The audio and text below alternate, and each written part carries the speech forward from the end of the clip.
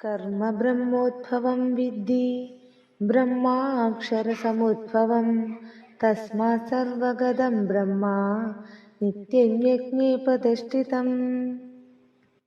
കർമ്മം സൃഷ്ടികർത്താവായ ബ്രഹ്മാവിൽ നിന്ന് ഉത്ഭവിക്കുന്നു. ബ്രഹ്മാവ് നാശരഹിതമായ ബ്രഹ്മത്തിൽ നിന്ന് ഉത്ഭവിക്കുന്നു. ആയതിനാൽ സർവവ്യാപിയും നിത്യവുമായ ബ്രഹ്മം യജ്ഞരൂപമായ കർമ്മത്തിൽ നിലകൊള്ളുന്നു.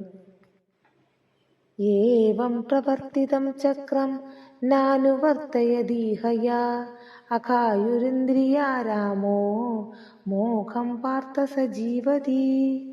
അല്ലയോ പാർത്ഥ, ഇപ്രകാരം പ്രവർത്തിക്കുന്ന ഈ യജ്ഞകർമ്മ ചക്രത്തെ യാതൊരാൾ പിന്തുടരുന്നില്ലയോ?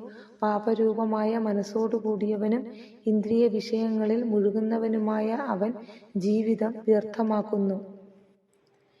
യസ്ത്വാത്മരതിരേവ സ്യാദ് ആത്മതൃപ്തശ്ച മാനവഃ ആത്മന്യേവാച സന്തുഷ്ടഃ തസ്യ കാര്യം ന വിദ്യതേ.